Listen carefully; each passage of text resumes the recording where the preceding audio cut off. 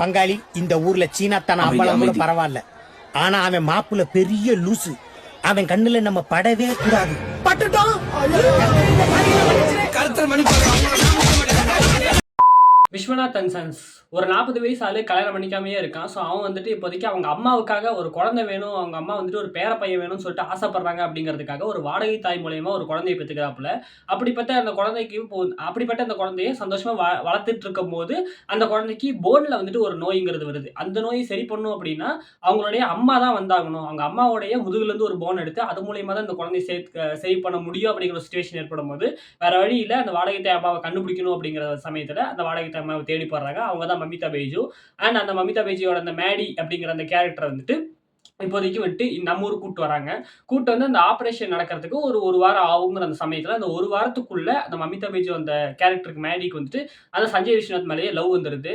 So இவன் வந்துட்டு எப்படி பார்த்தாலும் நான் பெத்த புள்ள தான். ஸோ இவனையுமே எனக்கு இப்போ ரொம்ப பிடிச்சிருக்கு, இந்த ஃபேமிலியுமே எனக்கு பிடிச்சிருக்கு, உன்னையும் எனக்கு பிடிச்சிருக்கு, நான் உன்னை கல்யாணம் பண்ணிக்கிறேன் அப்படின்னு சொல்லும் போது உனக்கு எனக்கு 20 வயசு டிஃபரன்ஸு, அதனால இதெல்லாம் கூடாது அப்படின்னு சொல்லிட்டு ஹீரோ சொல்றாரு. இப்போ இவங்க சேர்ந்தாங்களா இல்லையா, இதுதான் கதை. ரொம்ப சிம்பிளான பிளைட் லைனு, பட் செம்ம படம், ஒரு ப்ராப்பரான ஃபேமிலி படம், ஒரு இந்த கமர்ஷியல் ஃபேமிலி படம் அப்படின்னு சொல்லிட்டு ஒரு ஜானரே இருக்கு தமிழ் சினிமா பொறுத்த வரைக்கும். பெரிய ஹீரோஸ் தான் இந்த மேக்ஸிமம் பண்ணுவாங்க. பிகாஸ் இந்த பெரிய ஹீரோஸ் எதுக்காக இந்த ஜானரை பண்ணுவாங்க அப்படின்னா, இந்த ஃபேமிலி ஆடியன்ஸுங்கிறது பெரிய ஸ்டார்டம் ஹீரோஸ்க்கு ஒரு பெரிய க்ரௌடு, அவங்கள எப்பயுமே தக்க வச்சுக்கிட்டே இருக்கணும்.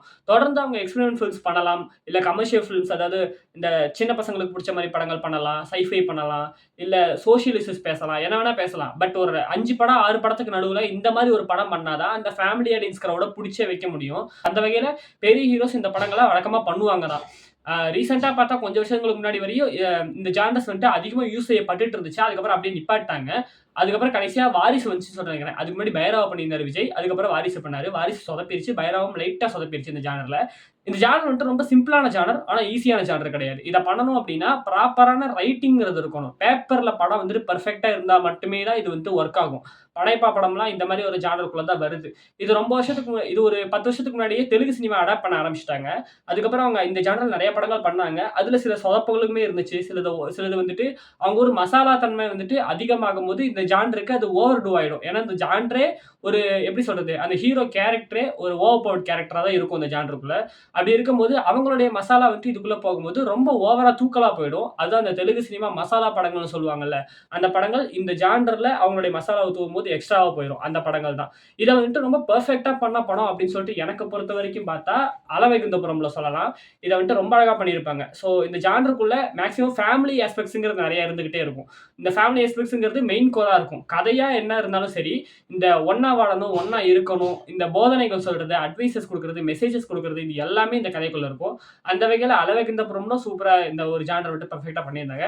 அதுக்கப்புறம் ஹாய் நானா பண்ணாங்க. ஹாய் நானா பொறுத்த வரைக்கும் பிரம்மாண்டம் மட்டும் இருக்காது. அதாவது இந்த ஜானருக்குள்ள பிரம்மாண்டங்கிறது ஜாஸ்தியா இருக்கும். ஒரு 10,000 பேர் நிக்க வச்சு பாட்டு எடுக்கிறது, பயங்கரமான ஆக்ஷன் சீக்வன்ஸ் இருக்கிறது, 20 பேர்த்த அடிச்சு பறக்க விடுறது, லைக் சொன்ன மாதிரி நான் படையப்பா சொன்னேன்ல, அந்த மாதிரி விஷயங்கள்ங்கிறது மட்டும் தான் ஹாய் நானால இருக்காதே தவிர மற்றபடி இதே ஜானர் தான் ஹாய் நானா ரொம்ப பெர்ஃபெக்டா இருக்கும். ஸோ தெலுங்கு சினிமாவில் இதை அடாப்ட் பண்ண ஆரம்பிச்சு நல்லாவே பண்ணிட்டு இருந்தாங்க. அந்த வகையில் நம்ம வெங்கி அட்லூரி ஆஸ் எ தெலுங்கு டைரக்டரா தமிழுக்கு இந்த ஜானரை நான் திருப்பி கொண்டு வரேன், எங்க இருந்து வந்துச்சோ அங்கேயே திருப்பி கொண்டு வரேன். அது தோத்த ஜானர். இப்போதைக்கு வந்துட்டு வாரிசுல அது வந்துட்டு தோத்த ஜானர். அந்த ஜானர் நான் திருப்பி வந்துட்டு ஹிட் கொடுக்குறேன் பாடுறான்னு சொல்லிட்டு வந்து தரமான படமா கொடுத்துருக்காரு. ஃபர்ஸ்ட் ஆக்டிங் பத்தி பேசிடுறேன். அதுல நான் ஃபர்ஸ்ட் பேச வேண்டியது மமிதா பைஜு. ஐயா இது மமிதா பைஜு படம் அப்படின்னு சொல்லிட்டு ஒரு மீம் பார்த்தேன். உண்மையிலே அப்படிதான் ஃபீல் ஆச்சு. மேக்ஸிமம் சூர்யா சாரை விடவும் அதிகமான அந்த ஸ்கோப்புங்கிறது மமிதா பைஜு கேரக்டர் தான் இருக்கு. அவங்களால தான் கதையே நகருது. ஆங்கர் பாயிண்ட் சொல்லுவேன் நான் வழக்கமா. அந்த வகையில் அந்த ஆங்கர் பாயிண்ட் கேரக்டர் ரொம்ப பர்ஃபெக்டா இருந்துச்சு. அவங்களோட ஆக்டிங்குமே செம சூப்பரா இருந்துச்சு. சில படங்கள்ல அவங்களோட ஆக்டிங் கொஞ்சம் ஓவர் ஆக்டிங்கா இருக்கு அப்படிங்கிற மாதிரி சில பேர் சொன்னாங்க. பட் எனக்கு அந்த மாதிரி தெரியல. பட் இந்த படத்தை பொறுத்த வரைக்கும் அந்த அவங்க சொன்ன அந்த ஓவர் ஆக்டிங்னு சொன்னாங்களா, அந்த படங்களை விடவும் இதுல ரொம்ப பெர்ஃபெக்டா தான் இருந்துச்சு. என்னை பொறுத்த வரைக்கும் அவங்க ஒரு சீசன்ட் ஆக்டர்ஸ் தான். இந்த படத்துல வந்துட்டு இருக்கக்கூடிய முக்காவாசி ஆக்டர்ஸ் சீசன்ட் ஆக்டர்ஸ், ரொம்ப வருஷமா சினிமாவில் இருக்கிறவங்க, சூர்யா சார் முதற்கொண்டு. அந்த வகையில் மமிதா பைஜு ரொம்ப வருஷமா இருக்கிறவங்க தான். அவங்க மலையாளம் சினிமாவில் ரொம்ப வருஷமா இருந்தவங்க தான். இப்பதான் தமிழுக்கு வந்திருக்காங்க. நிறைய பேர் வந்துட்டு ரீசெண்டா ரிலீஸ் ஆன மமிதா பைஜு படங்கள் அப்படின்னு சொல்லிட்டு போட்டு இது எல்லாமே பாக்ஸ் ஆஃபீஸ்ல ஃபிளாப் ஆன படம், இது ஓவர் ரேட்டட் அந்த மாதிரிலாம் சொல்லி போட்டிருந்தாங்க. பாக்ஸ் ஆஃபீஸ்லாம் மேட்டரே கிடையாது. படம் நல்லா இருக்கா இல்லையா, அவங்க சொன்ன அத்தனை படங்களுமே தரமான படங்கள், அத்தனை படங்களுக்குமே நல்ல ஒரு ரிவ்யூஸ் கிடைச்ச படங்கள். அந்த வகையில் இந்த படம் ஒரு கமர்ஷியல் சக்ஸஸை கொடுக்கும் அப்படின்னு சொல்லிட்டு நான் நம்புறேன். ஸோ அந்த வகையில் மமிதா பைஜோட ஆக்டிங்கிறது செம்மையா இருந்துச்சு. சில எமோஷனல் சீன்ஸ்ல ரொம்ப சூப்பராகவும் பண்ணியிருந்தாங்க. சில மெச்சூர்டான விஷயங்களுமே நல்லா இந்த ஆக்டிங்ல வந்துட்டு தெரிஞ்சுது. அடுத்து பேச போறது சூர்யா சாரான்னு கேட்டீங்கன்னா அதான் கிடையாது. ராதிகா மேம். ராதிகா மேம் செம்ம ஆக்டிங். தெரியக்கு அப்புறம் ஒரு கியூட்டான ஒரு அம்மா கேரக்டர் வந்துட்டு சூப்பரா பண்ணியிருந்தாங்க இந்த படத்துல. அருமையா இருந்துச்சு. சில இடங்கள்ல அவங்க கியூட்னஸ் வந்துட்டு ரொம்பவும் ரசிக்கும்படியா இருந்துச்சு. சில இடங்கள்ல அவங்களோட எமோஷனல் சீன்ஸ்மே உங்களுக்கு வந்து ரொம்ப பிடிக்கும். அண்ட் அவங்களுக்கு வந்துட்டு ஒரு கேரக்டரே வந்துட்டு அவங்க சுகர் இருக்கும். அவங்களுக்கு வந்துட்டு ஸ்வீட் சாப்பிடணும்னு ஆசை இருக்கும். ஐஸ்கிரீம் சாப்பிடணும்னு ஆசை இருக்கும். அவங்க பையன்கிட்டயே குர்ரா குர்ரான்னு சொல்லிட்டு கெஞ்சிற அந்த இடங்கள்லாம் சூப்பரா வந்துட்டு அவங்க நடிச்சிருந்தாங்க. அந்த கியூட்னஸ் வந்துட்டு சூப்பரா பண்ணியிருந்தாங்க. அண்ட் ஆல்சோ வந்துட்டு special mention Nassar sir. Nassar sir ஒரே ஒரு சீன் ஒரு 2, 3 சீனுக்கு தான் வராரு. அவருமே ஒரு கியூட்டான ஒரு ஆக்டிங்கிறத குடுத்திருக்காரு. ஒரு அதாவது வீம்பு இருக்கக்கூடிய ஒரு பெரியப்பா கேரக்டர் அப்படின்னு சொல்லிட்டு. வேணும்னே என்கிட்ட சொல்லாம இதெல்லாம் முடிவு எடுத்துட்டீங்க. அதனால நான் கோவமா இருக்கேன்னு சொல்லிட்டு மூஞ்சி தூக்கி இருக்கக்கூடிய ஒரு பெரியப்பா கேரக்டர கன்வின்ஸ் பண்றாங்க. சமாதானப்படுத்துறாங்கங்கும்போது அந்த கியூட்னஸ்ங்கிறது அதாவது வேணும்னே வீம்புக்குன்னு கோச்சிட்டு இருப்பாங்கல்ல. அந்த கியூட்னஸ்ங்கிறது சூப்பரா பண்ணியிருந்தாரு. அதுல சில காமெடிலாம் நல்லாவே ஒர்க்கா இருந்துச்சு. காமெடி இந்த படத்துல ஏகப்பட்ட இடங்கள்ல ஒர்க்கா இருந்துச்சு. அமிதா பேஜோட இந்த ஹைப்பர்னஸ்ங்கிறதே உங்களுக்கு பயங்கரமா சிரிக்க வைக்க தான் செய்யும். அவங்க அங்கிட்டு இங்கிட்டு தாவிட்டு ஓடிட்டு இருக்கிறது அப்படிங்கிறது, அவங்க பேசக்கூடிய விஷயங்கள், ஸ்பீடு, அந்த வயசுக்கு உண்டான விஷயம்னு சொல்லிட்டு இந்த 22 வயசு பொண்ணு எப்படி நடந்திருக்கும் அப்படிங்கும்போது சுத்தி இருக்கிறவங்க அதுக்கு ரியாக்ட் பண்றதுங்கிறதே செம்ம காமெடியா தான் இருந்துச்சு. அண்ட் அது இல்லாம சுத்தி இருக்கிற கேரக்டர்ஸ், அந்த ஆபீஸ்ல இருக்கக்கூடிய அந்த மொத்த கேரக்டர்ஸ், அப்புறம் வீட்ல இருக்கக்கூடிய அவங்களோட பாடி கார்ட்ஸ் அவங்கெல்லாம் பண்ணக்கூடிய சின்ன சின்ன விஷயங்களுங்கிறது ஒரு ரசிக்கும்படியான ஒரு சிரிப்பை வந்துட்டு ஏற்படுத்துது. அந்த வகையில அந்த காமெடி எல்லாமே சூப்பரா ஒர்க் ஆயிருந்துச்சு. நான் முன்னாடி சொன்ன மாதிரி இந்த ஜானர்ஸ்ல நிறைய போதனைகள்ங்கிறது இருக்கும், நிறைய அட்வைசஸ்ங்கிறது இருக்கும். அந்த வகையில அந்த அட்வைஸ் பார்ட்ட பொறுத்த வரைக்கும் அதுக்கே ஒரு செப்பரேட் பிளாட் லைனே வச்சிருக்காங்க. அதாவது ஹீரோவுடைய அப்பாவுக்கு வந்து ஒரு அஃபேர் இருந்த மாதிரி ஒரு விஷயத்த வச்சிருக்காங்க. அஃபேர்னு சொல்றதை விட அது செகண்ட் ஒய்ஃப்ங்கிற மாதிரி தான் இவங்க சொல்றாங்க. அஃபேர்னே அவங்க சொல்லல. செகண்ட் ஒய்ஃப் அவங்க வந்துட்டு 2வது ஒரு பொண்ணை கல்யாணம் பண்ணி ஊட்டியில செட்டில் பண்ணிட்டாரு அப்படிங்கிறது தான். அண்ட் இது வந்துட்டு ஃபர்ஸ்ட் ஒய்ஃபுக்குமே தெரியும் அப்படிங்கிற மாதிரி. அதுக்குமே அத வந்துட்டு ஒரு டேபு மாரி இது பண்ணாம ஒரு சின்ன எக்ஸ்ப்ளனேஷன் மாரி குடுக்குறாரு. அந்த அப்பா கேரக்டர் வந்துட்டு அவர் ஒரு சின்ன எக்ஸ்ப்ளனேஷன் அவரோட நியாயத்த வந்துட்டு சொல்றாரு. வழக்கமா இந்த மாரி ஒரு அப்பா வந்துட்டு ஒருத்தர் வந்துட்டு செகண்ட் ஒய்ஃப் கல்யாணம் பண்றாரு அப்படின்னா, அது அவங்களுடைய பாயிண்ட் ஆஃப் வியூ என்னங்கிறத பெருசா சொல்ல மாட்டாங்க. நான் கடைசியா எனக்கு தெரிஞ்சு அளவைகுந்தபுரம்ல தான் அத சூப்பரா பண்ணியிருந்தாங்க. அதாவது அதுல சின்ன அஃபேர் மாதிரி ஒரு விஷயங்கிறது வரும். அந்த அஃபேர் வந்துட்டு ஏன் வருது? தனக்கு ஏன் அது தோணுச்சு? தனக்கு ஏன் அது செஞ்சாங்க? அப்படிங்கிற அவங்களுடைய பாயிண்ட் ஆஃப் வியூ வந்துட்டு அவங்க எக்ஸ்பிளைன் பண்றாங்க. அந்த சீன் வந்துட்டு அந்த படத்துல ஒரு பயங்கர எமோஷனல் சீன். அந்த வகையில அந்த சீன் வந்துட்டு சூப்பரா இருந்துச்சு. அதே மாரி இந்த படத்துலயுமே அவரோட எக்ஸ்பிளனேஷன்ங்கிறது குடுக்குறாரு. பட் இருந்தாலும் ஹீரோ அத ஏத்துக்கலனாலுமே அந்த பிலாசபிய அந்த சைக்காலஜிய பத்தி நம்ம ஆடியன்ஸ்க்கு வந்துட்டு சொல்றாங்கல்ல. அதுவே ஒரு பெட்டரான ஒரு விஷயம். அண்ட் இதுல வந்துட்டு நெறைய பெர்ஸ்பெக்டிவ்ஸ்ங்கிறது இருந்து பல கேரக்டர்ஸ் இருக்கு. அந்த பல கேரக்டர்ஸ்க்கு பல கதைகளுங்கிறது இருக்கு. வெறுமனே சூர்யா சார் அவருக்கு மட்டும் இது பண்ற மாரிங்கிறது இல்ல. கருப்பு படத்துல நெறைய பேர் சொன்னாங்க. அதாவது கருப்பு படத்த பொறுத்தவரைக்கும் சூர்யா சாருக்கு பெருசா வேலையே கிடையாது. வந்து போற மாரி தான் இருக்காப்ல. அவர் ஓவர்பவர்ட் அந்த சாமி அப்படிங்கிறதுனால பெருசா அவருக்கு ஆக்டிங் ஸ்கோப்பே இல்ல அப்படிங்கிற மாரி. பட் இந்த படத்துல நெறைய ஆக்டிங் ஸ்கோப்ங்கிறது இருந்துச்சு. அத தாண்டி மத்த கேரக்டர்ஸ் நெறைய இம்பார்ட்டன்ஸ்ங்கிறது இருந்துச்சு. கருப்புல அந்த மாரி கிடையாது அப்படிங்கிற மாரி சொல்லியிருந்தாங்க. இந்த வகையில இந்த படத்துல சூப்பரா பண்ணியிருந்தாங்க. அந்த செகண்ட் வைஃப் கேரக்டரோடைய அவங்களுடைய பாயிண்ட் ஆஃப் வியூல இந்த சமூகம் தன்னை எப்படி பாக்குது, அவங்களுடைய வலி என்ன அப்படிங்கிறதையும், அவங்களுடைய பசங்கள எப்படி பாக்குது, என்னதான் இருந்தாலும் நீ ஒரு 2ஆம் தரம் தானே அப்படின்னு சொல்லிட்டு முதுகு பின்னாடி பேசுறவங்க, 2ஆம் தரத்தோட பசங்கன்னு சொல்லிட்டு ஸ்கூல்ல கிண்டல் பண்றது அப்படின்னு சொல்லிட்டு, அவங்க பசங்க பட்ட அந்த கஷ்டத்த வந்துட்டு காமிச்சிருக்காங்க. அண்ட் ஆல்சோ தன்னுடைய அப்பா வந்துட்டு 2வது ஒய்ஃப் வச்சிருக்காருங்கிறது தனக்கு எப்படி இருக்கும், அந்த ஒய்ஃபோட பையனுக்கு, அந்த ஒய்ஃப்க்கு எப்படி இருக்கும் அப்படிங்கிற அந்த ஒரு விஷயத்தையும் பேசியிருக்காங்க. இந்த 2 ஆங்கிளுமே பெர்ஃபெக்ட்டா இருந்துச்சு. அந்த வகையில அதெல்லாமே சூப்பரா பண்ணியிருந்தாங்க. மியூசிக் ஜிவி சில இடங்கள்ல கொஞ்சம் ஓவர்டூவா போயிட்டாரு. சில இடங்கள்ல கொஞ்சம் ரொம்ப கம்மியா போயிட்டாரு. ஒரு மீட்டர் மெயின்டெயின் பண்ணல.